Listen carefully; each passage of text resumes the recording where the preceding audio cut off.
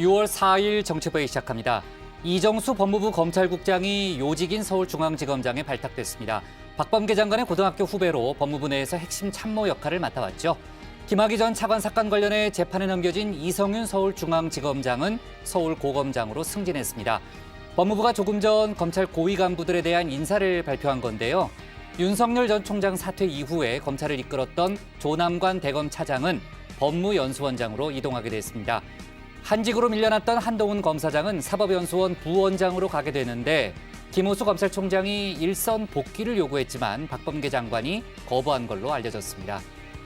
신 반장, 어제 이제 시간이 더 필요하다는 김호수 총장의 발언을 듣고 우리가 오늘 좀 인사가 나긴 어렵지 않겠냐 이렇게 예상을 했었잖아요. 근데 조금 전에 인사가 발표됐네요. 그렇습니다. 어제 이제 두 사람이 만나서 한 2시간 정도 회의를 했고요. 맞아요. 저희 회의 끝나고 나서도 같이 저녁 식사를 했다고 합니다. 아, 그래요? 그래서 네. 어제만 통합 4시간 반을 만난 건데 네. 오늘 아침까지만 해도 박범계 장관이 아직은 좀 이견이 좁혀지지 않았다라는 표현을 썼지만 네. 그래도 오늘 이제 인사 발표가 났습니다. 네. 자세한 내용은 제가 좀 이따 전하겠습니다. 네, 박범계 장관이 어제 총장으로부터 충분히 의견을 들었다 이런 얘기를 했죠. 아마 부분적으로 조율이 됐겠죠. 이따 좀 얘기를 해보고요.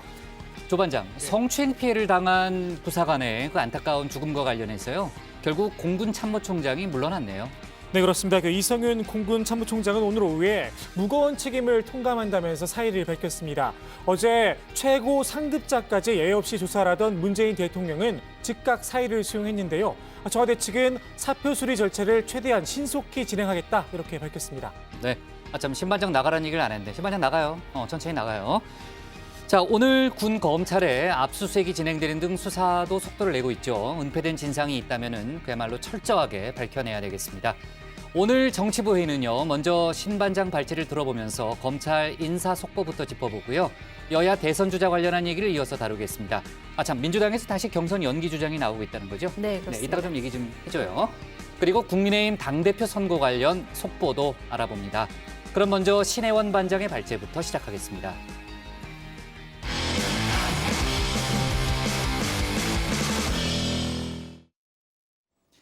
조금 전에 잠깐 얘기했지만요. 법무부가 조금 전에 검찰 고위 간부에 대한 인사를 단행했습니다. 재판을 이제 앞두고 있는 이성윤 서울중앙지검장은 저희가 예상했던 대로 서울고검장으로 승진했는데요. 관련 내용을 신혜원 반장이 자세히 정리했습니다. 사진첩 속 지하를 보이며 웃는 그녀와 너 한 번 눈 삽니다. 커플 잠옷 입고 케이크를 들고 한 번 눈 삽니다. 너무 슬프잖아. 눈물이 날 것 같아 삽니다. 네, 4인조 걸그룹 셀럽5의 노래 안 붙는 삽니다입니다. 무심코 애인의 휴대폰을 받다가 바람 사실을 알게 된 주인공이 차라리 보지 말 걸 후회하면서 이 사진을 안 붙는 삽니다라고 외치는 노래입니다. 판도라의 상자라고 하나요? 마주하고 싶지 않은 진실을 알게 됐을 때 본능적으로 외면하고 싶은 욕구가 들 수 있습니다. 그런데 그게 범죄와 관련이 있다면 그건 외면이 아니라 은폐가 되겠죠.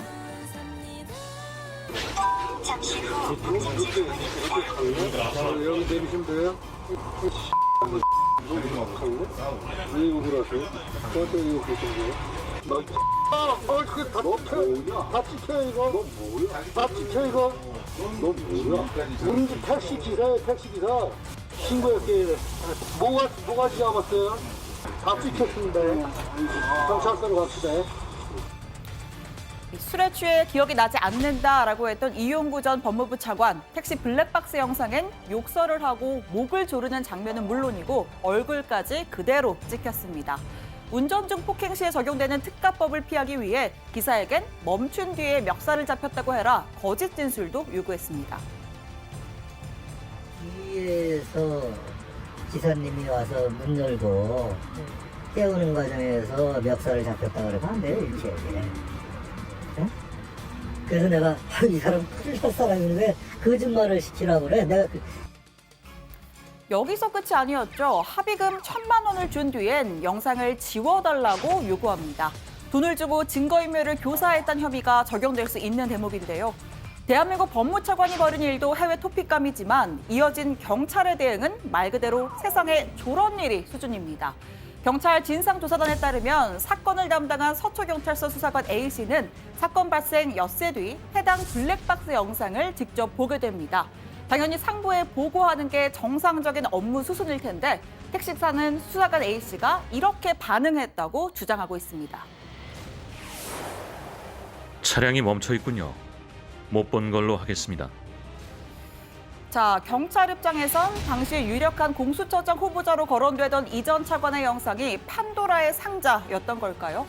서초경찰서 내부의 CCTV 영상에는 택시기사가 휴대폰으로 촬영한 블랙박스 영상을 이 수사관에게 보여주는 모습, 이어서 수사관이 머리를 감싸며 고민하는 듯한 모습이 담긴 것으로 알려졌습니다. 이후 사건을 내사 종결 처리한 뒤에 그대로 퇴근했다고 하죠.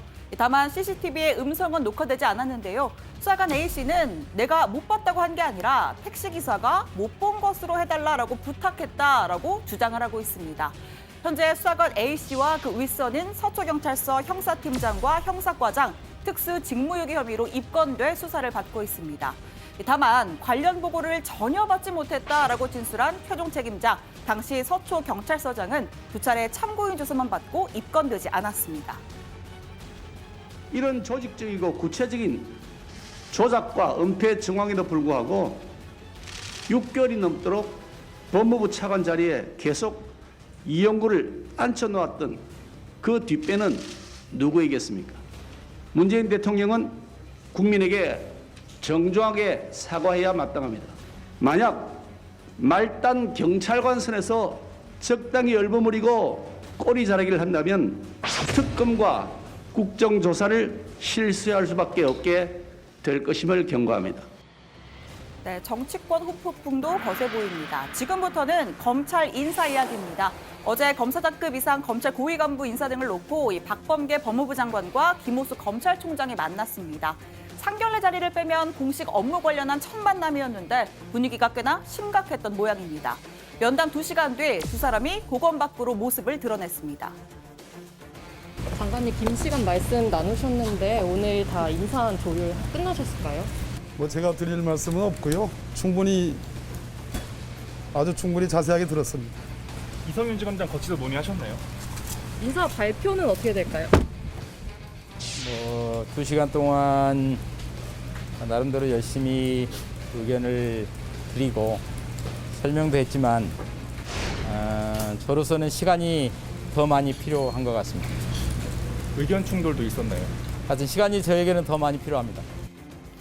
시간이 더 많이 필요하다. 의견 조율이 쉽지 않았던 모양입니다. 두 사람 식당으로 자리를 옮겨서 논의를 이어갔습니다. 저녁 6시 반부터 9시까지, 그러니까 도합 4시간 반 동안이나 검찰 인사 논의를 이어간 겁니다. 김 총장은 조국 전 장관 일가 수사를 지휘했었던 배성범 법무연수원장이 남긴 사직 메시지, 특정 수사팀의 일원이었다는 이유로 인사 불이익을 받는 일은 없어야 할 것이란 말에 아주 좋은 말씀이라면서 공감을 표했었죠. 박 장관과의 회동에서 이른바 탕평 인사를 제안했지만 받아들여지지 않은 것으로 보입니다. 이성윤 서울중앙지검장의 거취와 후임, 또 한동훈 검사장의 일선 복귀 문제를 두고도 박 장관과 부딪혔다는 이야기가 나왔습니다. 정말 어제 논의를 많이 하신 것 같던데 오늘 인사 좀 발표 날까요? 아직 정해진 건 없어요. 또 최종안이 나오지도 않았고 인사와 관련된 절차나 내용이 아직 확정되지 않았기 때문에 짐작하기 어렵습니다. 의견은 많이 좁혀지셨나요? 의견 청취 절차죠. 의견을 좁히는 절차가 아니고. 네, 마지막 대목이 의미심장합니다. 검찰청법 34조에 따르면 검사의 최종 인사 제청 권한 법무부 장관에게 있습니다. 때문에 박 장관은 의견을 좁히는 게 아니라 내가 의견을 듣는 절차다라는 점을 강조한 건데요. 김 총장을 다시 만나지 않아도 될 것 같다면서 실무선에서 조율할 것이다라고 덧붙였습니다. 윤석열 전 검찰총장 재직 시절인 지난 2월에도 검찰 중간 간부 인사가 있었습니다. 당시에도 박 장관은 검찰 측의 요구를 대부분 거절하고 인사를 단행했습니다. 아주 소폭의 인사였지만 상징하는 바는 컸습니다. 또 최근 김학의 불법 출국 금지 사건 수사 중단 외압 의혹의 당사자로 거론된 이성윤 중앙지검장 유임됐습니다. 또 윤석열 검찰총장의 징계를 이끈 심재철 법무부 검찰국장은 최고 요직으로 꼽히는 서울 남부지검장으로 이동했죠. 윤석열 총장 측근으로 알려진 한동훈 검사장은 법무연수원에 그대로 남게 됐습니다. 뭐 다소 좀 총장께서 좀 미흡하다고 생각할 수는 있겠습니다만은 뭐 패싱 이런 말은 좀 맞지 않지 않느냐 하는 생각을 가져봅니다. 저로서는 최대한 애를 썼습니다. 당시 법무부와 검찰 사이 중재에 나섰던 신현수 전 청와대 민정수석이 왜 조율도 안 된 인사를 일방적으로 발표하느냐, 나를 패싱한 거냐 항의하면서 사표를 쓰기도 했었습니다. 어쨌든 이러한 전례가 있기에 발표 예정일인 오늘 법무부가 그대로 인사를 내지 않겠냐라는 전망이 나왔는데요. 이미 발표가 났죠. 오후 4시 반 법무부가 검찰 고위급 인사 단행했습니다. 검찰의 분위기 쇄신과 안정적인 검찰개혁 완수를 도모하고자 검찰 고위 간부로서의 리더십, 능력과 자질, 전문성을 기준으로 유능한 인재를 새로이 발탁하고 적재적소에 배치하였습니다. 네, 일단 최대 관심사였죠. 이성윤 서울중앙지검장 서울고검장 자리에 앉게 됐습니다. 승진이죠. 김학의 전 법무차관의 불법 출국 금지 사건 수사 외압 혐의로 기소된 피고인 신분이지만 결국 고검장으로 영전했습니다. 후임으로는 이정수 법무부 검찰국장이 임명됐고요. 윤석열 전 총장 직무를 대행했었던 조남관 대검 차장검사 법무부 법무연수원장으로 가게 됐습니다. 한동훈 검사장은 사법연수원 부원장으로 발령이 났습니다. 자, 이번 검찰 간부 인사의 의미 들어가서 더 자세히 분석해보겠습니다. 오늘 청와대 발제 이렇게 정리합니다. 경찰 이용구 블랙박스 보고도 그냥 퇴근. 그리고 서울중앙지검장의 이정수, 이성윤은 서울고검장 승진입니다. 아까 이제 신 반장도 그 얘기를 했지만 정말 이제 의견을 좁히는 것과 의견을 듣는 것은 천양지차죠. 네, 박범계 장관이 이제 법무장관으로서의 또 입장을 뭐 설명하면서도 아마 부분적으로는 이제 총장의 의견을 충분히 들었다고 하니까 반영을 했겠죠. 그러나 이제 한동훈 검사장 같은 그런 특수한 케이스는 받아들여지지는 않았습니다. 자, 인사의 의미를 이제 신 반장이 들어와서 분석을 하겠다고 했으니까 하나하나 좀 짚어볼게요. 이번 인사의 역시 이제 최대 관심사는 뭐 한동훈 또 이성윤 뭐 두 사람한테 많이 좀 모여졌는데 이성윤 서울중앙지검장 같은 경우에는 서울고검장으로 승진을 한 거죠. 네, 그렇습니다. 그 김호수 총장 취임 후 첫 검찰 인사인데 일단 큰 틀에서는 박 장관이 예고했던 대로 41명에 이르는 대규모 인사가 났습니다. 일부 고검장은 검사장급으로 강등이 된 가운데 김학의 전 법무부 차관 불법 출국 금지 사건 수사 외압 의혹으로 기소된 이성윤 지검장은 피고인 신분이라는 비판에도 불구하고 서울 고검장으로 영전했습니다. 이 지검장은 윤석열 전 검찰총장과 갈등을 빚으며 친정권 성향이라는 평가를 받기도 했었죠. 네, 서울중앙지검장 후임으로는 박범계 장관의 참모였던 이정수 법무부 검찰국장이 임명됐습니다. 이정수 국장은 지난 2월 인사 때 검찰 인사와 예산 총괄하는 핵심 요직 법무부 검찰국장으로 임명이 됐었는데 4개월 만에 서울중앙지검장으로 임명된 겁니다. 반면에 구본선 광주고검장 또 월성원전 수사를 지휘한 강남일 대전고검장은 검사장급인 법무연수원 연구위원으로 강등을 당했습니다. 고검장을 검사장급 보직으로 발령하는 사례는 이번이 처음입니다. 윤석열 전 검찰총장이 이제 갑작스럽게 물러나면서 사실상이 아니라 이제 권한 대행 역할을 맡았죠. 조남관 대검 차장도 그동안 좀 많은 일이 있었는데 이번에 이제 법무연수원장으로 갔잖아요, 조 반장. 네. 뭐 일종의 좌천성 영전이다, 영전은 아니고 좌천성 인사 이동이다 이런 평가는 많이 있더라고요. 이게 수사와 관련이 없어서 좀 한직으로 분류가 되는데요. 법무연수원장으로 가게 됐습니다. 전임자는 배성범 법무연수원장인데요. 조국 전 장관 일가 수사를 총괄했었고 최근에 특전수사팀에게 인사 불이익을 줘서는 안 된다는 메시지와 함께 사의를 표했습니다. 대검 참모진도 대폭 교체가 됐는데요. 박성진 부산고검장을 대검 차장검사로, 문홍성 수원지검장을 대검 반부패 강력부장으로, 김지현 춘천지검장을 대검 형사부장으로 발령을 냈습니다.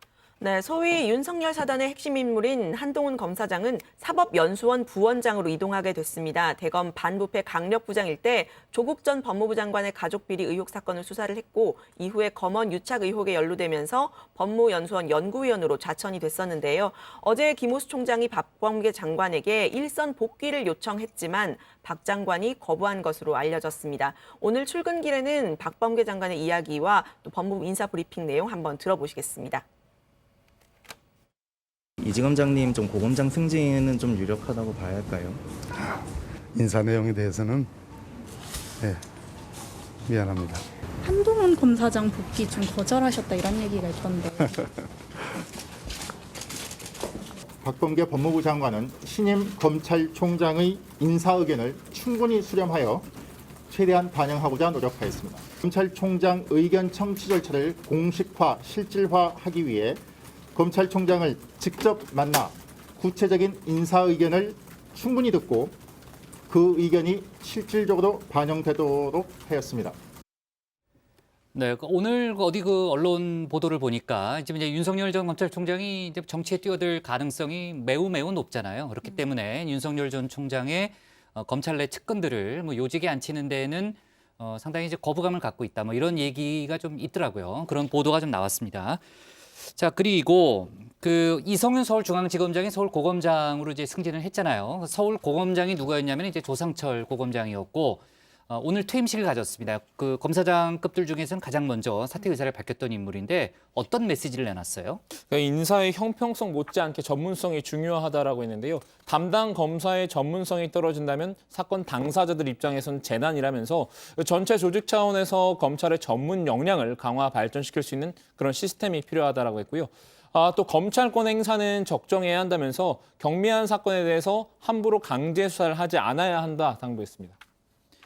자, 조금 전 단행된 이제 검찰 인사에 대해서 아직 이제 정치권의 반응이 뭐 나오지는 않고 있는데 이제 곧 나오겠죠. 네. 나오면은 이제 나왔어요? 네, 민주당에서는 아직 논평은 없고요. 국민의힘은 비판했을 것 같은데. 네, 국민의힘에서는 좀 비판적인 논평이 네. 나왔는데요. 네. 문재인 정권의 안전한 퇴로 확보를 위한 뭐 네. 인사다 이렇게 상당히. 그러니까 친정부 인사들을 많이 요직에 네. 배치시켰다 그런 취지로 일단 논평을 낸 모양이군요. 네, 그렇습니다. 좋습니다. 뭐 민주당이나 다른 당의 반응이 나오면 네. 신반장이 추가로 얘기를 해주기 바랍니다. 네.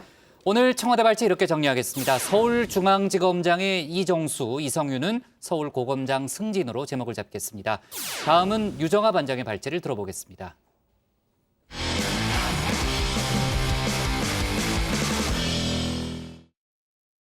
더불어민주당에서 대선 후보 경선 연기론이 다시 수면 위로 올라오는 모습입니다. 소선 의원 여러 명이 경선 연기 문제를 논의하자고 제안했다는 건데요.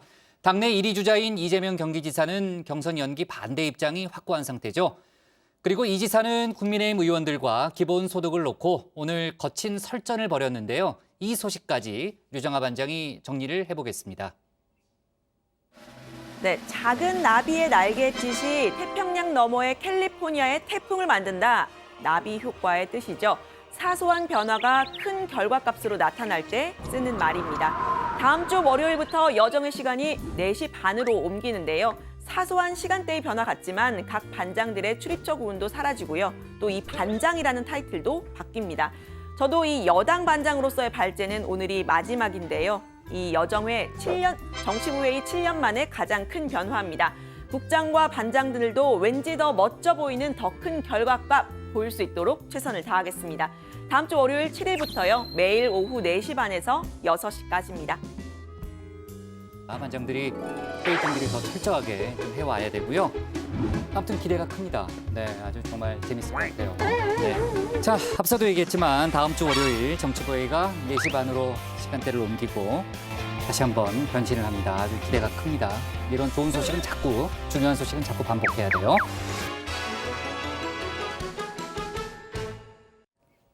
네, 어쨌든 이 나비 효과, 나비의 날갯짓이라고 하기에는 좀 더 강해 보이긴 하는데요. 이 국민의힘 당권 주자로 나선 이준석 후보의 바람이 무섭습니다. 민주당에까지 영향을 미치는 것 같은데요.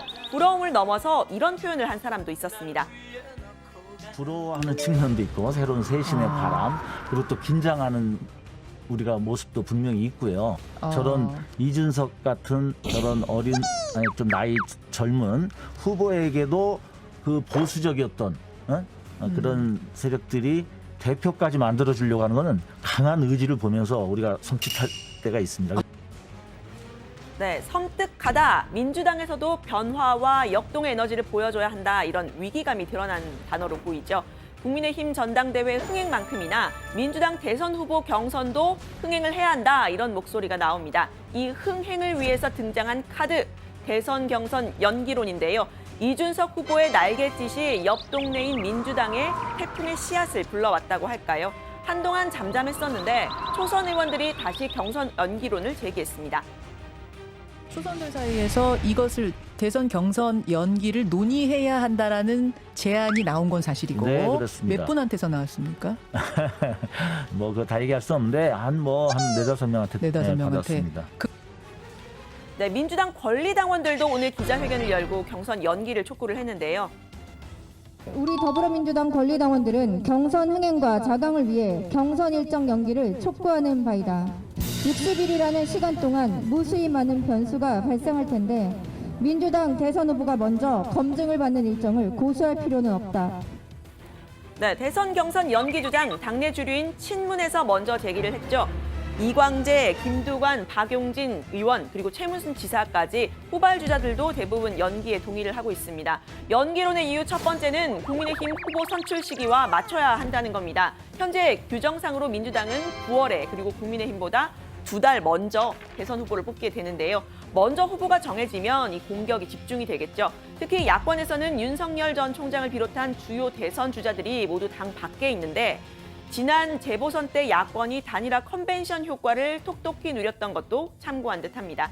두 번째 이유로는 코로나19와 백신 접종을 들었는데요. 백신 접종이 어느 정도 이루어지면 마스크를 벗고 선거운동에 나서는 게 좋겠다는 겁니다. 국민들 입장에서 보게 되면은 뭔가 코로나가 끝이 나고 백신 문제에서 안정감이 생겼을 때 그래 이렇게 했기 때문에 저희가 이제 경선을 시작합니다라고 하는 게 국민들에 대한 예의이지 않을까. 그러나 저는 어떤 결정이 나더라도 당당하게 경선에 임할 생각입니다. 네, 하지만 반대론도 만만치가 않죠. 일단 당내 여론조사 1위를 지키고 있는 이재명 경기지사는 반대 입장을 명확하게 하고 있습니다. 지난 재보선 때 무리하게 당원 당규를 개정해서 후보를 냈다가 뒤늦게 비판을 받았던 경험을 예로 들었는데요. 뭐든지 원칙대로 하는 게 좋습니다. 국민들이 안 그래도 공천 안 하기로 한 당원 당규 바꿔서 공천하고 이런 것들에 대해서 국민들이 비판하고 있지 않습니까? 선수가 반대하는 상황에서 규칙을 변경하는 이 경선 연기론. 불필요한 논란과 당내 분열을 일으킬 수 있다는 겁니다. 예비 후보 등록일이 21일이니까 지금 17일 정도 남았는데 경선을 연기하기는 이미 늦었다는 얘기도 나오는데요. 저희 JTBC 뉴스룸에서 민주당 의원들에게 직접 의견을 물어봤을 때는 연기 찬성이 더 많기는 했습니다. 입각해 있는 의원들과 당 지도부, 그리고 특정 주자 지지를 공개 선언한 의원을 뺀 93명이 대상이었습니다. 그 결과 39명이 연기에 찬성한다고 답했습니다. 현행 규정대로 이달 중에 예비 경선을, 8월에는 본 경선을 치르자는 의원은 23명이었습니다. 네, 송영길 대표는 이달 중순에 대선 기획당을 발족하고요. 경선 일정과 룰을 확정한다는 계획이어서 이때 관련 논의가 진행될 것으로 보입니다. 여론조사 결과 좀 살펴보고 가겠습니다. 오늘 나온 한국갤럽 조사인데요. 이재명 지사가 24%로 윤석열 총장을 앞섰습니다. 여기에 보시면 이준석 국민의힘 당대표 후보의 이름도 처음으로 등장을 했는데요. 3%이죠. 돌풍의 크기를 보여주는 듯합니다. 만약에 이 후보가 당대표가 되면 대선에 출마할 수는 없습니다. 반면 어제 발표된 MBN RN서치 조사에서는요. 윤 전 총장이 43.8%로 이재명 지사를 앞섰습니다. 이 조사 방법과 기관에 따라서 이렇게 엎치락뒤치락하는 결과를 보여주고 있는 것으로 보입니다. 어쨌든 여권 주자 선호도에서는 1위를 굳히고 있는 이 지사. 빅3 중에서는 다른 주자들과는 좀 다른 입장을 보이고 있죠. 일단 조국 전 장관 사태에서는 혼자 이렇게 침묵을 지켰고요. 윤석열 전 총장에 대한 입장에서도 빨리 등판을 하라라고 이야기를 하고 있어서 좀 비판을 하고 있는 다른 후보들과는 입장이 좀 다르게 보입니다. 이 지사의 트레이드마크 기본소득을 놓고서는 당 내뿐 아니라 야권 인사들과도 설전을 벌이고 있는데요. 이재명 지사 여권 주자 지지율 1위의 폭넓은 모습을 보여주기 위한 걸까요? 이 본인이 받은 화살, 당내 주자들에게 돌려주는 대신에 당 바깥으로 날렸습니다. 오세훈 서울시장인데요. 네, 오세훈 시장의 안심소득에 이어서 오늘은 국민의힘 대선 주자로 거론되는 유승민 의원의 공정소득을 문제 삼았습니다. 이 지사의 기본소득이 전 국민에게 지역화폐로 같은 액수를 지급하는 것이라면 유승민 의원의 공정소득은 고소득층은 세금을 내고 저소득층은 빈부와 소득에 따라서 다른 규모의 보조금을 받는 것인데요. 상위 소득자들이 낸 세금으로 세금 안 내는 하위 소득자만 선별해 차별적으로 수백, 수천만 원을, 그것도 일을 적게 할수록 더 많이 주자는 것이 유승민 의원님의 공정소득 같습니다. 지속 불가능한 차별소득을 주장하시는 유승민 의원께서 급기야 기본소득을 사기성 포퓰리즘이라고 비난하십니다. 네, 유 의원은 즉각 반박을 했습니다. 그런데 정책에 대한 논쟁이 아니고요. 이 지사가 인용한 일을 적게 할수록 더 많이 주자는 것이다 라는 말을 한 적이 없다는 겁니다. 정직한 인용은 정정당당한 토론의 기본 예의다. 상대방이 하지도 않은 말을 자기 마음대로 지어내어 덮어 씌우는 것은 거짓말쟁이들이나 하는 행태다. 네, 유 의원은 이 지사가 노벨 경제학상 수상을 한 바네르지 디플로 교수 부부가 기본소득에 찬성했다는 주장도 잘못 인용했다고 했는데요. 국민의힘 윤희숙 의원도 같은 주장을 폈습니다. 이재명 지사님, 알면서 치는 사기입니까? 책은 읽어보셨나요? 아전인수도 정도껏 하십시오. 존경받는 개발경제학자 바네르지 디플로 교수는 기본소득에 대해 이재명 지사와 정반대 입장입니다. 네, 윤 의원이 이 바네르지 디플로 교수의 저서를 좀 인용을 했는데요. 보편 기본소득은 개발도상국에서는 유용할 수가 있지만 선진국에서는 그렇지 않다라는 취지로 선진국 사회의 가장 중요한 문제는 일자리가 사라지고 있다는 것이라고 되어 있는데요. 윤희숙 의원, 윤석열 전 총장이 정치를 같이 하자라고 제안한 사람이기도 하죠. 그 상대방의 주장을 인용한 데 대한 사실관계는 차치를 하더라도 기본소득과 공정소득 등을 주제로 여야 간 대선 전초전이라도 치러지는 모습입니다. 오늘 발제 이렇게 정리합니다. 이준석 돌풍의 민주당 경선 연기론 재등장, 이재명 기본소득 놓고 유승민, 윤희숙과 논쟁. 네, 기본소득과 공정소득을 둘러싼 논란, 상당히 어려운 그런 좀 논란인데 공부를 좀 열심히 해야 되겠네요. 이번 대선에서 경제 관련 얘기가 좀 많이 나올 것 같아요. 물론 이제 경제 박사 신혜원 반장도 있고 또 박준호 반장도 있고 다 반장들이 더 경제 쪽에 정통하니까 앞으로도 얘기를 좀 많이 해보고요. 그나저나 이제 오늘 민주당 발제에서 조국 전 장관 회고록 관련 내용이 없었잖아요. 송영길 대표가 공식 사과한 이후에는 특별히 언급을 안 하고 있는 거죠. 네, 근데 일단 개편 앞두고 이 압박이 우회적인 압박까지 더해지는 것 같은 왜요? 느낌이 듭니다. 아, 그래요? 경제 공부도 전문성을 갖춰야 되는 건 당연한 그렇죠. 거죠. 대선이 네. 있으니까요. 그럼요. 네, 그래서 네. 뭐 하여튼 이야기를 이어가 보면 이 회고록 조국의 시간이 나온 게 지난 1일이었죠. 그래서 또 조익신, 유정호 반장이 열심히 읽었고 맞아요. 네. 그 다음 날 송영길 대표가 대국민 사과를 했습니다. 또 어제는 민주당과 조국 전 장관은 각자의 길을 간다 이렇게 선언을 했는데 그 이후에 여권 분위기가 좀 잠잠해진 모양새입니다.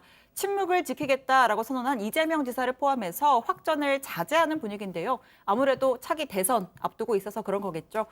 정세균 전 총리도 송 대표의 입장 발표를 존중한다라고 했습니다. 앞서 민주당 초선 의원 68명도 문재인 대통령을 만난 자리에서 조국 사태 관련 언급은 하지 않았다고 했습니다. 네, 그런데 이 조국 전 장관 얘기는 아니지만요. 김용민 최고위원은 오늘도 검찰 개혁의 필요성을 좀 언급을 하면서 검찰 개혁. 네, 윤 전 총장에 대한 공격을 이어갔습니다. 특히 윤 전 총장의 판사 사찰 문건 수사에 대해서 검찰이 지난 2월에 윤 전 총장을 무혐의 처분한 것을 문제 삼았는데요. 이 부분은 공수처에서 다뤄야 할 일이다 이렇게 주장했습니다. 윤석열 검찰의 판사사찰 문건이 잊혀져 가고 있습니다. 그리고 공수처는 윤석열의 판사사찰 문건 작성 행위와 서울고검의 무혐의 처분 과정에서의 범죄 혐의에 대해서 적극적으로 수사해야 합니다. 그것이 온 국민이 바라며 공수처를 출범시킨 이유라고 할 것입니다. 박 반장, 비슷한 얘기를 한 사람이 또 있지 않아요? 네, 추미애 전 법무부 장관입니다. 이틀 전에 페이스북에 글을 올렸는데요. 판사 사찰 문건에 대한 수사 의뢰는 지난해 11월 추 전 장관이 직접 했던 건데 서울고검이 이 사건을 공수처에 이첩하지 않고 무혐의 처분을 했다면서 법무부는 서울고검이 이첩을 하지 않은 이유 등을 조사해야 한다고 주장했습니다. 근데 조 반장, 아까 이제 유 반장이 소개한 그 대선 여론조사를 보니까요. 추미애 전 장관의 지지율이 상당히 높더라고요. 네, 그렇습니다. MBN의 의뢰로 RN서치에서 조사해서 발표한 결과인데요. 이재명 지사가 32.2%로 선두였고 이낙연 전 대표가 13.2%, 그리고 추미애 전 장관이 5.1%를 기록한 겁니다. 정세균 전 총리는 4.2%였는데요. 이른바 여권의 빅3라고 하면 보통 이재명, 이낙연, 정세균 이 세 사람을 말하는데 추 전 장관이 3위를 한 게 좀 이례적으로 보입니다. 이달 말에 대담집을 낼 거란 보도도 나왔는데요. 공식 행보가 더 늘어날 걸로 보입니다. 네. 그리고 참, 류 반장, 이건 좀 다른 얘기인데요. 지금 이제 대구시장이 백신 피싱을 당했다는 거죠? 네, 일단 앞선 사실관계를 좀 말씀을 드려야 될 것 같은데요. 네. 지난 1일에 대구시가 독자적으로 백신을 들여오겠다라면서 화이자 백신 3천만회 분을 3주 안에 공급할 수 있다 이렇게 말한 해외 무역 업체의 제안을 정부에 전달을 했습니다. 근데 정부와 보건당국은 이러한 거래가 불법이라고 판단을 한 겁니다. 한국 화이자는 공식 성명을 내고 화이자가 아닌 다른 루트를 통해 공급되는 제품은 확인이 되지 않은 제품이라면서 법적 조치를 고려하겠다고 했습니다. 네, 이어서 권영진 대구시장의 공식 사과를 요청한다라는 글이 청와대 청원 게시판에 올라왔습니다. 자신을 대구 시민이라고 밝힌 이 청원인은 더 이상 창피해서 대구에 살 수가 없어서 이 청원을 남긴다라고 적었고요. 본인의 정치적 야욕을 위해서 누가 봐도 상식적으로 안 될 일을 했다라고 했습니다. 민주당에서도 비판 발언이 나왔는데요. 이건 직접 들어보시죠. 백신이 해외 직구 상품도 아니고 보따리상 밀수품도 아닌데 어떻게 지방자치단체장이 백신 해결사인 것처럼 과잉 홍보하다가 백신 피싱을 당했습니까? 화이자는 이 사안을 두고 법적 조치를 하겠다고 하여 국제 망신을 초래했습니다. 논란이 좀 더 이어지겠군요. 좋습니다. 오늘 발제 이렇게 정리하겠습니다. 이준석 돌풍의 민주당 경선 연기론 재등장, 이재명 기본소득 놓고 유승민, 윤희숙과 논쟁으로 제목을 잡겠습니다. 다음은 조익신 반장의 발제입니다.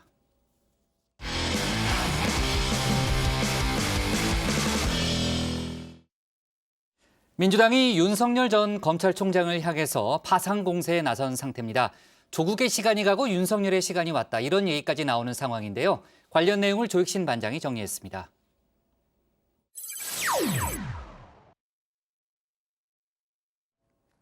조국의 시간이 빨리 지나가길 바라는 민주당, 시침을 돌려 윤석열 전 검찰총장에게 맞췄습니다. 조국 전 장관 가족에 대한 검찰 수사의 기준은 윤석열 전 검찰총장의 가족 비리와 검찰 가족의 비리에 대해서도 동일하게 적용되어야 할 것입니다. 이젠 윤석열의 시간, 그것도 검증의 시간이란 겁니다. 민주당이 말 그대로 파상 공세에 나섰는데요. 조로남불이란 비판이 있었죠. 윤로남불이다, 그대로 되받았습니다. 윤석열이 하면은 로맨스고 남이 하면 불륜이다 하는 윤로남불이 될 수가 있기 때문에 조국 장관에게 적용됐던 그 기준은 정확하게 윤석열 전 총장에게도 적용돼야 된다는 것은 상식적 수준입니다. 검찰 기준으로 봤을 때 정말 최고 살아있는 권력은 역시 총장과 총장 측근 아니냐, 총장 가족 아니냐. 장모가 사기는 당한 적은 있어도 누구한테 10원 한 장 피해를 준 적은 없다. 장모를 감싸고 나선 윤 전 총장의 이 발언이 알려지자 공세는 더 거세졌습니다. 윤 전 총장의 장모, 검찰이 징역 3년을 구형했죠. 내수남공, 내가 하면 수사고 남이 하면 공작이냐는 겁니다. 판결이 선고되고 확정될 때까지 기다려봐야 되겠지만 이렇게 죄질이 나쁜 사건으로 기소되어 재판받는 상황에서 내 장모가 누구한테 10원 한 장 피해 준 적 없다, 이런 발언을 하는 것은 전혀 적절하지 않습니다. 장모가 지금 진행되고 있는 재판만 하도록 여건이 있습니다.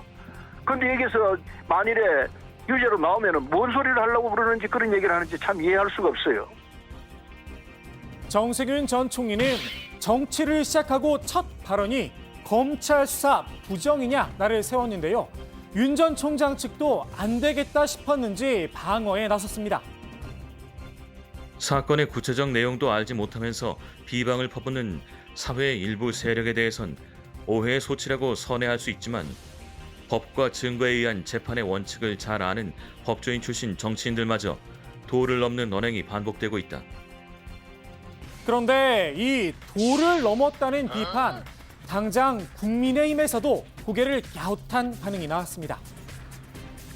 조국 장관은 그 친가족이고 직계고 어머니 뭐 동생 그러나 윤석열 총장 한 달이 건너서 장모 이야기 아닙니까? 우리 다 잘 알지만은 장모 이야기고 뭐 결혼 전의 이야기인데 그러나 그런 것도 가족이니까 검증을 당하고 공격을 받지요. 받으면 떳떳하게 아니면 아니라고 해명하면 되지만은 또 정치권의 여야 공격하는 걸 갖고 뭐 도 넘었다 이렇게 이야기하는 검사식 발사이죠. 지금 검찰을 계속하려고 정치하는 거 아니지 않습니까?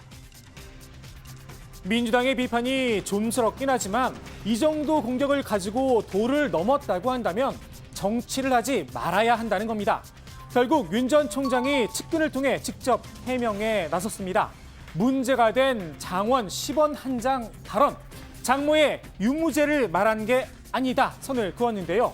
사건 성격이 금전적 피해자가 발생한 건 아니란 취지였을 뿐이란 겁니다. 윤 전 총장 측은 앞으로 민주당의 공세가 더 거세질 걸로 보고 맞대응할 공보 담당자 선임을 검토하고 있다고 하는데요.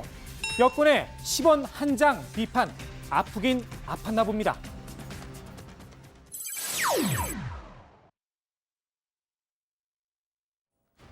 공군 부사관의 안타까운 선택, 비록 늦었지만 고인의 죽음을 헛되게 하진 말아야겠죠. 국방부 검찰단이 수사에 속도를 내고 있습니다. 가해자인 장모 중사를 구속한 데 이어서 오늘은 대대적인 압수수색에 나섰습니다. 공군본부 군사경찰단과 관련 비행단 등인데요. 부실수사와 2차 가해, 그 증거 확보에 총력을 기울이는 모습입니다. 어제 문재인 대통령은 최고 상급자까지 G라인 문제도 살펴보고 엄중하게 처리하라 주문을 했었죠. 군 검찰은 공군 보고체계에 문제가 없었는지도 살필 예정입니다. 공군의 수장인 이성용 공군 참모총장, 지난 4월 첫 보고를 받았다고 합니다. 성추행 사건이 발생한 지 43일이 지나서야 내용을 확인한 겁니다. 그런데 관련 사실을 국방부에 알리지 않은 채 그대로 묵혔습니다. 피해자가 목숨을 끊고 난 뒤 여론이 시끄러워지자 그제서야 유선으로 서 국방부 장관에게 보고를 했는데요. 이 중사가 사망한 채 발견된 지 이틀 뒤였습니다. 이 전화조차 이 총장이 자발적으로 한 게 아니었습니다.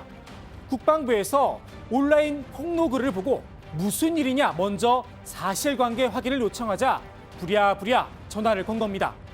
국방부 매뉴얼엔 군 간부와 관련된 성폭력 사건이 발생할 경우 이를 인지한 즉시 피해 사실과 가해자 조치사항을 국방부 전담부서에 보고하도록 되어 있습니다. 피해자의 부대 간부들은 물론 공군 참모총장조차 이 매뉴얼을 무시한 겁니다. 공군이 국방부에 성추행 관련 내용은 쏙 빼고 변사 사건만으로 사망 보고서를 올린 이유 알 듯도 합니다. 형사정책 전문가 입장에는 어떻게든지 수사를 하지 않을 수 있는 방법이 있을까? 어떻게 하면 피해자를 보호하는 게 아니라 그 가해자를 보호할 수 있는 방법이 없을까라는 의심의 그림자를 지울 수가 없는데요. 공군 내에서는 성폭력 사건이라는 걸 분명히 인지하고 있음에도 불구하고 사실상 국방부에서는 이러한 사실을 전혀 알지 못했다라는 점은 누가 보더라도 어색하죠. 결국 이 총장은 무거운 책임을 통감한다며 사과의 뜻을 전하고 사의를 표명했는데요. 문 대통령은 이를 즉각 수용했습니다. 문재인 대통령은 이성용 공군 참모총장의 사의를 즉각 수용하였습니다. 사표 수리와 관련한 절차는 최대한 신속하게 진행할 예정입니다. 문재인 대통령은 최고 상급자까지 보고와 조치 과정을 포함한 지휘라인 문제도 엄정하게 처리해 나가라고 지시한 바 있습니다. 야당에선 문 대통령의 사과와 함께 서욱 국방부 장관의 경질도 요구하고 있죠. 국군 통수권자인 문재인 대통령은 군 기강의 해이를 방조한 책임에서 결코 자유로울 수 없습니다. 절망스러웠을 피해자를 생각하면 가슴이 아프다며 마치 대통령과는 아무런 상관이 없다는 식의 유체 이탈 화법을 써야 할 사안이 아닙니다. 대통령은 국민들에 대한 사과를 하시고 국방장관과 국무부군 참모총장에 대한 즉각적인 경질을 해야 마땅할 것입니다. 앞서 민주당도 군 수뇌부의 책임론을 제기했었는데요. 군 수뇌부도 귀책이 확인되면 반드시 책임을 물을 것입니다. 특히 공군 수뇌부는 그 책임을 면하기 어려울 것입니다.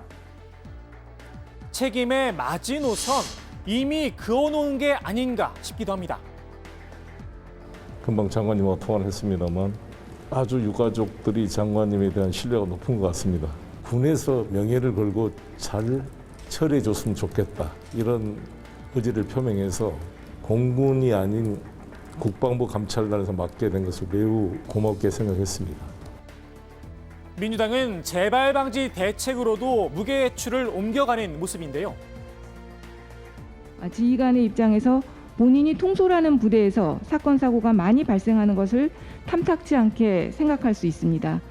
그렇기 때문에 사건 사고가 발생할 경우 부실 조사를 하거나 보고 누락, 불이권, 불기소 송치, 이력을 이용하여 엄만히 해결하려는 말도 안 되는 갑질을 할 가능성이 매우 높습니다. 더 이상 방치해서는 안 됩니다. 군사법원법 개정 작업에 즉각 착수해야 할 것입니다. 군의 사법체계뿐 아니라 근본적인 조직 문화를 뜯어 고쳐야 한다는 목소리도 나옵니다.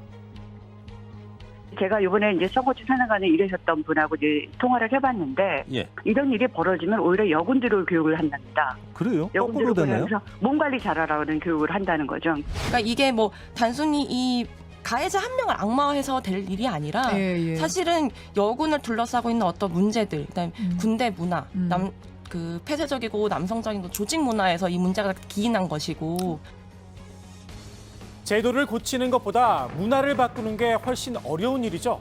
정부와 군 당국이 꼭 풀어야 할 난제를 받아든 듯 싶습니다. 오늘 국회 발제 이렇게 정리합니다. 민주당 윤노남불 내수남공 파상공세. 이젠 윤석열 검증의 시간. 자, 아까도 들어봤지만 민주당에서는 군 사법 체계를 개편해야 될 필요성이 있다. 이런 얘기를 하고 있는데 구체적으로 어떻게 바꾸자는 거예요? 네, 일단 백혜련 최고위원은요. 현재 국회에 발의가 되어 있는 군사법원법을 개정하는 처리에 즉각 착수해야 한다고 이렇게 촉구를 했습니다. 개정안은 국방부 고등군사법원을 폐지를 하고 항소심의 경우에는 민간에서 재판을 받을 수 있도록 했는데요. 또 군사법경찰이 수사를 시작해서 입건한 경우에는 48시간 내에 관할 검찰단에 통보하도록 하는 내용도 담겨 있습니다. 백 최고위원은 그동안 전시 상황에 대한 이견이 있고 또 야당이 반대를 하면서 군사법원법 개정안이 통과가 되지 못했다면서 더 이상 방치해서는 안 된다고 강조를 했습니다. 지금 야당에서도 비슷한 주장이 나왔죠? 네, 그 국민의힘 하태경 의원인데요.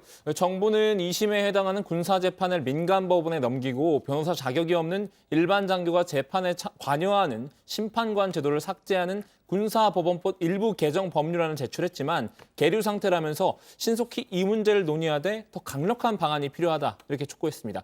성범죄나 절도, 폭행 등 군의 안보와 직접 관련 없는 일반 범죄의 경우에는 민간 수사기관에서 수사할 수 있도록 하는 방안까지 고려해봐야 한다는 건데요. 앞서 민주당 권인숙 의원도 외국에선 민간 경찰이 처리하고 민간 법원이 사건을 담당한다면서 하 의원과 비슷한 의견을 제시했습니다. 최근 군에서 내린 성범죄 사건 판결문을 좀 분석해 보니까요. 국민들의 법 감정과는 많이 동떨어져 있었다는 거죠. 어제 조반장 발제에서 이 군내에서 군사법원에서 성범죄 재판에서 실형 선고 나온 거 10%밖에 안 된다. 맞아요. 민간 법원은 절반도 안 된다 이런 이야기를 했었는데 이 술에 취해버린 성범죄에 대해서 대학에 합격해 기분이 좋은 상태에서 술을 마시다 일어난 일이니 참작할 만한 부분이 있다라면서 형을 깎아주기도 했고요. 군복무를 몇 년 이상 한 점을 감안한다라면서 형량을 낮춰주는 경우도 있었습니다. A중사 사건처럼 대부분의 군대 내 성범죄는 상관들에 의해서 이뤄지는데 상관이라는 이유로 형을 낮춰주는 게 맞는지 과연 의문입니다. 부대원들의 탄원서도 주요 감형 사유였는데요. 이 역시 같은 공간에서 군 생활을 해온 피해자 입장에선 2차 가해가 될 수 있다는 지적입니다. 아까 이제 송영길 대표가 유족들이 서욱 국방부 장관에 대한 신뢰가 높은 것 같다 이런 얘기를 했잖아요. 근데 어쨌든 서욱 장관도 최고 지휘 라인에 있는 사람 아니겠습니까? 지금 이제 청와대 기류는 어때요? 네, 청와대는 최고 지휘 라인에는 누구도 예외일 수 없다는 입장입니다. 청와대 고위 관계자는 지휘 고하를 막론하고 엄중하게 보고와 보고를 받은 이후에 조치 과정을 살펴볼 것이고 그 결과에 따라서 문제가 있다면 역시 엄정하게 처리할 것이다 이렇게 강조를 했습니다. 현재 상태에서 경질까지 염두에 둔 것이냐라는 질문에 대해선 답하는 시점이 적절치 않다면서 그 과정을 다 지켜보고 판단하겠다 이렇게 밝혔습니다. 좋습니다. 오늘 국회 발제 바로 정리하겠습니다. 민주당 윤로남불 내수남공 파상 공세, 이제는 윤석열 검증의 시간으로 제목을 잡겠습니다. 다음은 박준호 반장의 발제를 들어봅니다.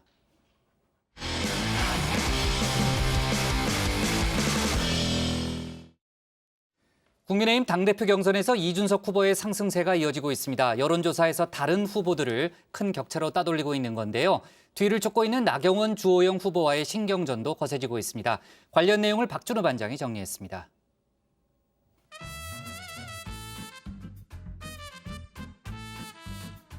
게 뭔지 약간 느껴진 게 뭐냐면은 이건 젊게 만들어야 된다.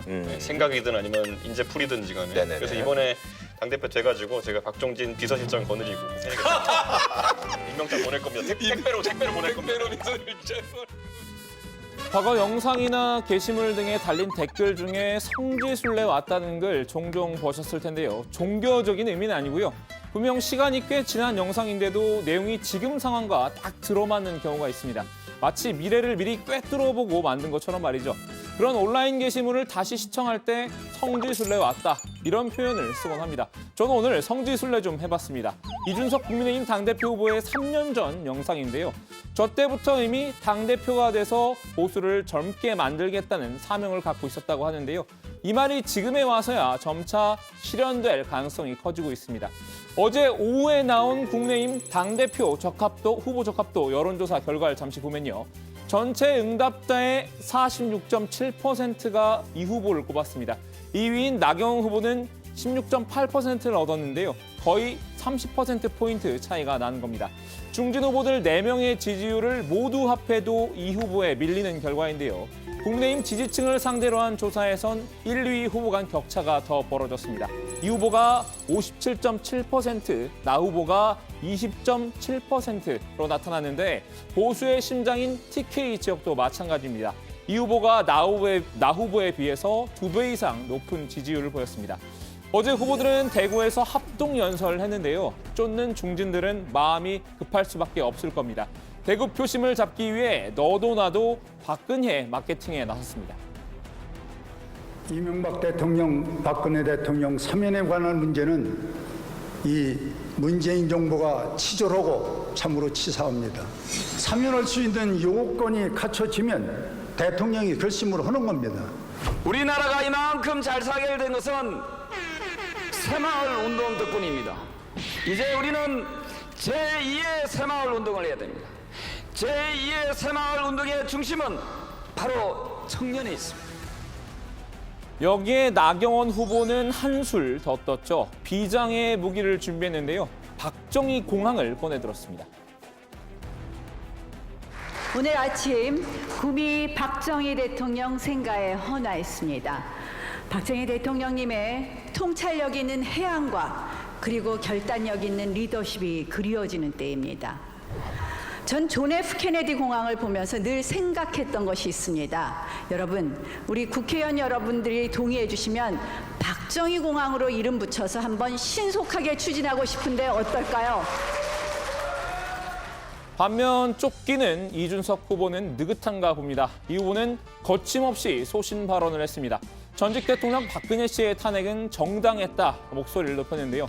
공사는 구분해야 한다는 취지였습니다. 개인적으로 감사하더라도 잘못한 부분은 비판해야 한다고 말이죠. 하지만 저는 제 손으로 탄생에 일조한 박근혜 대통령이 호가호위하는 사람들을 배척하지 못해서 국정농단에 이르는 사태가 발생한 것을 비판했습니다. 그리고 국가가 통치불능의 상태에 빠졌기 때문에 탄핵은 그 시점에 정당했다고 생각합니다. 이준석의 이런 생각을 대구 경북이 품어줄 수 있다면 우리 사이에는 다시는 배신과 복수라는 무서운 단어가 오가지 않을 것입니다. 아무래도 강성 보수 성향의 당원들이 듣기엔 다소 불편한 말일 수도 있었을 텐데요. 이미 대세를 굳혔다고 여유가 생긴 걸까요? 아니면 막내의 패기일까요? 네, 막내의 미덕은 뭘까요? 여정의 막내인 저 신반장을 떠올려 본다면 뭐 귀여움, 해맑음 뭐 둘 다 맞지만 이 두려움 없이 직진하는 패기, 그게 바로 막내의 미덕일 겁니다. 패기의 이준석을 꺾을 수 있는 막판 변수는 뭘까요? 경륜의 나경원, 주호영 연합, 이른바 나주곰탕일까요? 이른바 나주곰탕 얘기도 나오고 이른바 단일화요. 나머지 후보 4명. 그렇더라도 혹시 이길 자신 있습니까? 저는 이 상황에서 국민들에게 지지를 받지 못할 또는 개연성이 떨어지는 또는 논리적으로 이해가 가지 않는 무작정 단일화를 시도하실 상황은 아니다 이렇게 봅니다. 나경원, 주호영 두 후보도 명분 없는 단일화는 역풍을 맞을 수 있다고 판단한 듯합니다. 단일화 없이 각자 도생으로 완주 의지를 밝히고 있죠. 다만 이 후보를 공격할 때는 손발이 잘 맞는 것 같습니다. 오늘도 이 후보를 협공했는데요.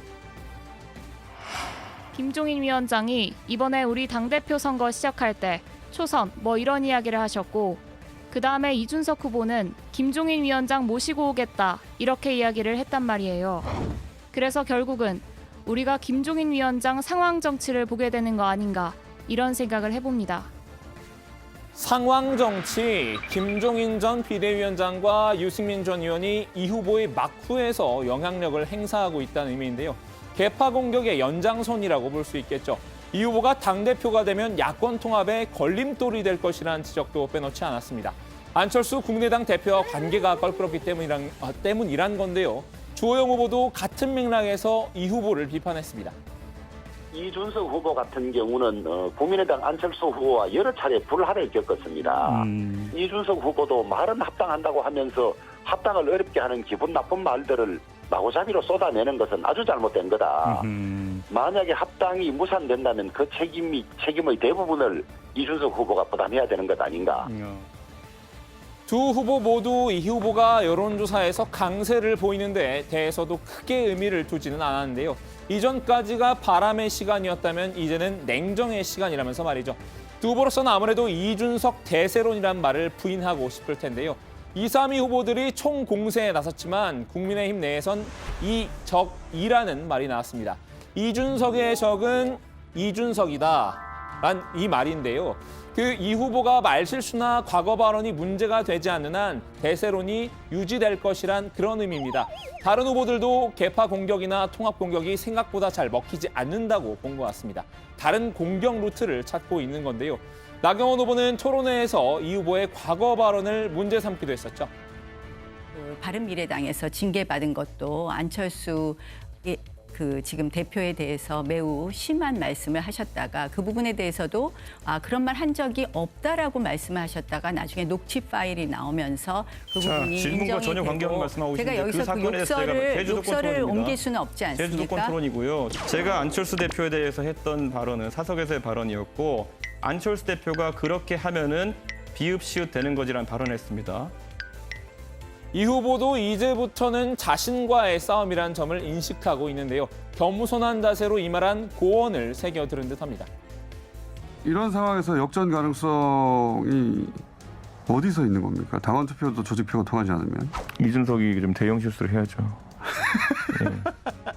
여러 중진 의원들 같은 경우에는 워낙 제가 최근에 이제 돌풍이라는 이야기를 들으면서 좀 달려나가는 모습이다 보니까 저에게 꾸준히 연락 주시고 하시면서 좀 캄다운 해라 속된 말로 그러니까 좀 너무 들뜨지 말고 항상 또 진중하고 또 겸손한 자세로 임해라 이런 말씀 많이 주셔가지고 아직 전당대회까지는 일주일이란 시간이 남아 있습니다. 이적이든 나주곰탕이든 9회 말 투아웃이라도 승부는 섣불리 예단할 수 없겠죠. 자, 오늘 야당 발제 정리합니다. 중진 다 합쳐도 이준석의 지지율 열세, 이준석 대세론 뒤집을 막판 변수는 네, 정말 이제 여론조사만 놓고 보면 중진 의원들의 자존심이 요즘 좀 많이 상할 것 같아요. 오늘은 국민의힘 후보들이 대전에서 합동 연설을 했죠. 그런데 이제 이준석 후보가 오전에 제주도를 방문했다고 들었는데 당원 간담회에 참석했던 거죠, 류 네, 반장? 그렇습니다. 이 후보는 오전에 제주 지역에서 당원들과의 간담회에 참석을 했는데요. 당 공식 입장을 통해서 앞으로 제주 4.3 사건을 폄훼하지 않도록 하겠다 이런 입장을 밝혔습니다. 이 후보는 4.3 사건과 관련해서 4.3 희생자 배상, 보상은 당에서 놓쳐서는 안 되는 문제라면서 국가의 의무보다 방법론이 차원으로 가고 있어서 엄중하게 다룰 수 있도록 하겠다 이렇게 말을 했습니다. 또 다소 우려스러운 시각을 가진 보수 유튜버들과 절연하지 못한 점을 반성한다면서 당대표가 된다면 극단적인 주장을 하는 세력과 교류를 끊겠다고도 약속을 했습니다. 아, 그래요? 극단적인 주장을 하는 보수 유튜버들과도 뭐 절연하겠다라는 그런 입장을 좀 내놓은 것 같고요. 전직 대통령 박근혜 씨 탄핵 관련한 입장도 혹시 추가로 내놓은 게 있어요? 네, 이 후보는 오늘 그 국민의힘 제주도당에서 열린 당원 간담회에서 탄핵은 정당했지만 이전 대통령들보다 엄격한 기준에 가혹한 처벌을 받았다라고 말했는데요. 박 씨를 처벌한 법리가 문재인 정부 이후에도 계속 적용되어야 한다고 강조했습니다. 만약 문재인 정부에서도 비슷한 호가호위한 사람들이나 정경 유착에 따른 부패가 발생할 경우에 이보다 절대 낮지 않은 기준으로 지금보다 더 엄격한 기준으로 심판받아야 한다. 이런 논리였는데요. 특히 박 씨에 대해서 개인의 사사로운 미안함과 감사함은 꼭 풀어내겠다면서 당대표가 된다면 직을 성실하게 수행해서 대선을 승리로 이끌겠다. 이렇게 약속했습니다. 이준석 후보의 탄핵 관련 발언을 놓고서요. 이제 공개 토론하자 이렇게 제안한 사람이 있다는 거죠? 우리공화당 조원진 대표인데요. 그 탄핵 정당론을 거론한 국민의힘 이준석 당대표 후보에게 청년의 양심 자체가 없다 이렇게 비판을 했습니다. 박근혜 씨의 재임 시 통치 불능의 상태로 몰아간 건 거짓 촛불의 선동과 조작, 그리고 유승민과 김무성과 같은 배신 세력들이라면서 이 후보가 말하는 탄핵이 정당했다는 발언은 언어 도단에 불과하다 비판을 했습니다. 그러면서 그렇게 불법 탄핵이 정당했다고 한다면 자신 있게 우리 공화당 청년들과 공개 토론을 하자 이렇게 제안을 했습니다. 네. 자, 그나저나 이제 나경원 후보는 오늘도 이준석 후보를 집중적으로 공격을 했죠. 네, 나 후보는 오늘 페이스북에 신진 대선 후보와 신진 당대표 조합 불안하다 이렇게 적었습니다. 당을 제일 잘하는 당대표만이 신진 대선 후보도 승리시킬 수 있다면서 현재 야권의 유력 대권 주자 가운데 다수가 아예 비정치권 인사거나 혹은 우리 당 내부 사정을 잘 모르는 분들이다라고 얘기했습니다. 또 국민의 열망과 기대를 한몸에 받는 최고의 대선 후보라 할지라도 정치와 당무에 익숙하지 않다면 대선 캠페인에 차질이 빚어질 수 있다라고 했는데요. 따라서 당대표만큼은 반드시 정치를 알고 당을 알고 또 의정활동을 아는 사람이 돼야 한다라면서 이 경험치의 중요성 강조했습니다. 네, 나 후보는 대선 후보와 당대표 모두 정치와 정당 일에 능숙하지 못하면 우리 국민의힘의 대선 항해는 엄청난 리스크를 안고 가야 한다면서 그래서는 180석의 여당 후보를 이기기가 어렵다고 목소리를 높였습니다. 또 누가 대선 후보가 되든 국민의힘의 대표 선수로서 마음 놓고 선거에 임할 수 있도록 당대표는 살림꾼이 되어야 한다. 저 나경원은 그런 준비가 돼 있다. 이렇게 지지를 호소했습니다. 반면 이제 조경태 후보는 이준석 후보에게 비교적 우호적인 발언을 그동안 해왔잖아요. 오늘도 이준석 후보의 돌풍을 긍정적으로 평가했다는 거죠? 네, 조 후보가 한 언론 인터뷰에서 한 말인데요. 그 이준석 돌풍에 대해서 이준석 개인 이전의 시대적 현상이다. 거스를 수 없는 변화의 물결이다라고 평가했습니다. 이어서 정정당당하게 경쟁을 하겠다면서 변화를 바라는 움직임이 끊어져서는 안 되겠지만 그 풍향이 조경태로 향하면 좋겠다. 대선에서 안정감 있는 승리를 위한 유권자들의 전략적인 투표를 기대한다고 소망을 밝혔습니다. 이준석 후보와 호흡이 좋다는 평가에 대해선 내가 중진이지만 시대의 흐름을 잘 읽는다는 건 아니겠나. 그런 면에서도 조경태가 대표가 돼야 한다고 강조했습니다. 네, 지금 이제 당대표 선거가 얼마 안 남았기 때문에 이제 뭐 주말에도 아주 치열하겠네요. 그죠? 오늘이 금요일이니까 박 반장이 주말 동안에 취재를 좀 열심히 해가지고 다음 주 월요일 개편 첫날 저희가 또 아주 양질의 그랬던 발제를 할 수 있도록 준비를 당연히 하겠죠. 네, 이틀 동안 열심히 더 준비해 보겠습니다. 그래요. 아니 출근하진 말고 네. 집에서 열심히 좀 취재를 해요. 자, 좋습니다. 오늘 야당 발제 이렇게 정리하겠습니다. 신의 돌풍 이어가는 이준석, 나경원 주호영, 이준석 대세론 총공세로 제목을 잡겠습니다. 자, 조금 전에 이제 박 반장하고 제가 간단히 얘기를 했지만 정치부회가 다음 주 월요일부터 이제 오후 4시 반으로 시간대를 옮기죠. 오늘이 이제 여정회가 저녁 6시 20분에 시작하는 마지막 회의입니다. 아쉽지만은 오늘을 끝으로 여정회를 떠나는 반장이 한 명 있습니다. 누굴까요? 자, 앞서 이제 최종혁 반장과 고석승 반장도 조 반장이 환송을 했었는데 고별 전문 반장 조 반장이 특별한 소식을 다시 한번 전하겠습니다. 수려한 랩 솜씨로 축구 팬들은 물론 방송과의 관심을 한눈에 사로잡았던 이분. 네, 저는 서울 지금 월드컵 경기장에 나와 있습니다. 감독님 안녕하세요. 네, 오늘 아주 멋진 경기 펼쳐주셨습니다. 감독님의 데뷔전이자 감독님 데뷔전이자 네, 지금까지 월드컵 경기장에서 강주하겠습니다. 중계석 나와주세요.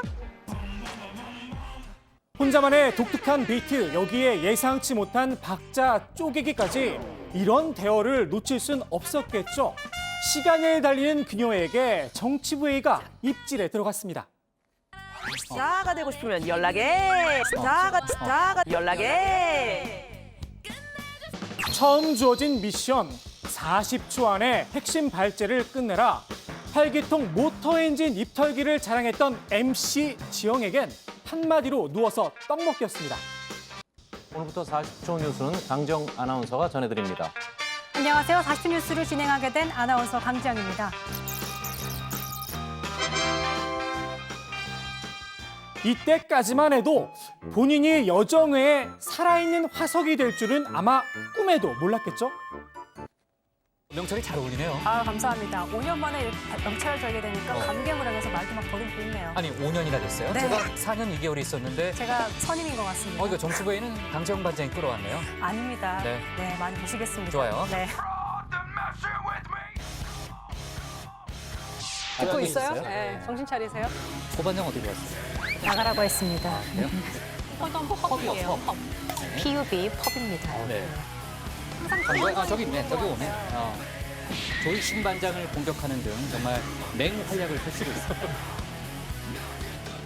지난 6년 비가 오나 눈이 오나 바람이 부나 현장을 누볐습니다. 뜨거운 취재 현장으로 지금 바로 가보시죠. 안녕하세요. 잠시로 이어지고 있습니다. 안녕하세요. 강지영입니다. 이번 청와대 보도개입 논란에 대한 노조 발을 떼기도 힘들 정도로 156개월 된 정인들을 코로나 숨은 감염자를 집중적으로 비관 내리면서 학생들은 음악도 들으면서 이 위에 방호복을 다시 좀 더 자세한 얘기는 들어가서 전해드리겠습니다. 지금까지 현장 불신의 강정이었습니다. 집에 가고 싶다. 당대에 내노라는 정치인들을 만나 밥 한 끼를 나누며 톡 쏘기도 했죠.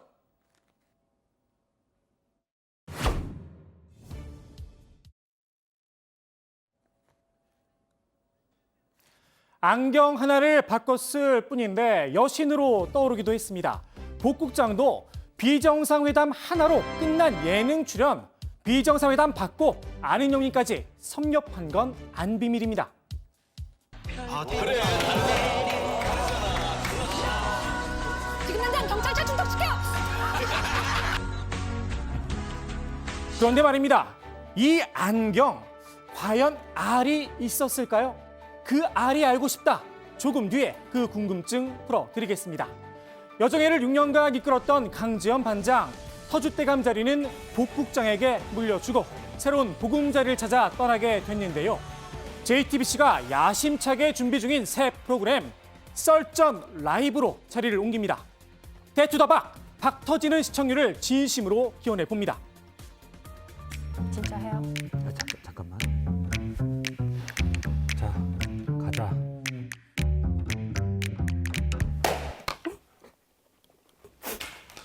잠깐만. 설마 박성태 앵커의 방만 매일 깨지는 건 아니겠죠? 자, 좀 아프겠네요. 박성태 앵커. 네. 자, 제가 이제 여기 오래 있다 보니까 그동안 정말 많은 사람들을, 많은 반장들을 보냈죠. 저도 나갔다 왔습니다. 저도 나갔다 왔고, 오늘 또 정치부회를 6년간 이끌어온 저보다 더 오래 있었던 강재영 반장을 떠나보내게 됐는데, 바로 뒤에 또 썰전 라이브에서 계속 얼굴을 볼 거니까, 아주 이렇게 울고 싶다거나 이런 상황은 아닙니다. 굉장히 아쉽긴 하지만요. 자, 강 반장 오늘 마지막 회의니까요. 또 한마디 해야죠. 우리 여정의 가족분들에게. 네, 제가 소감을 준비해 왔습니다. 길다면 길고 짧다면 짧은 6년이라는 시간이었습니다. 지금의 저로 성장하기까지 많은 양분이 되어준 정치부회였기 때문에 막상 마지막 방송이라고 하니 사실은 실감이 나지 않습니다. 유독 춥거나 더운 날에 현장을 다녀오면 고된 날도 있었지만 더 외면받고 어두운 곳에 빛을 비추는 게 언론의 역할이라고 생각하면서 임해왔던 것 같습니다. 그리고 누군가에겐 그저 하나의 코너에 불과할지 모르지만 저는 제게 주어진 5분 남짓한 시간의 책임감을 가지고 늘 최선을 다해왔습니다. 현장반장 강정으로만 인사드리는 건 마지막이지만 다음 주부터는 썰전 라이브에서 한 진행자의 모습으로 또 다른 모습을 보여드리겠습니다. 국장님을 비롯해서 그간의 여정을 함께해준 우리 팀원들 그리고 무엇보다 시청자 여러분들 고맙습니다. 네, 그래요. 아우, 강정 반장 올 줄은 몰랐는데. 네. 그 박도 아주 시원하게 더 휘두르고요. 이제 맹활약을 기대하겠습니다. 동기 아니에요, 우리 반장이? 네네. 아까부터 좀 울 것 같다고 이야기를 해가지고 그래요? 울지 말라고 격려를 해주고 왔는데 네. 사실 강 반장 성격에 이제 네. 박 여기서도 깨고 싶은 때가 많았을 그래요? 것 같은데 아까 보니까 뭐 군기 반장으로 네. 이렇게 뭐돼 있더라고요. 이렇게 초반부터 제가 이렇게 울 줄 몰랐네요. 처음 왔을 때도 어찌나 잘 알려주고 하던지 네. 적응하는데도 큰 도움을 그래요? 줬던 선배 알겠습니다. 활약을 보여줄 네. 거라고 생각합니다. 좋아요. 끝내면 안 될까요? 네, 끝낼게요. 자, 다음 주 월요일부터 강지영 반장의 또 맹활약 기대해 보겠고요. 오늘 정치부에는 여기까지입니다. 저희가 예고해 드린 대로 다음 주 월요일에는 4시 반으로 시간대를 옮기고 분위기도 싹 바꿉니다. 새 스튜디오에서 새롭게 출발할 정치부에 많이 기대해 주시고요. 저희는 다음 주 월요일 오후 4시 반에 다시 찾아뵙겠습니다.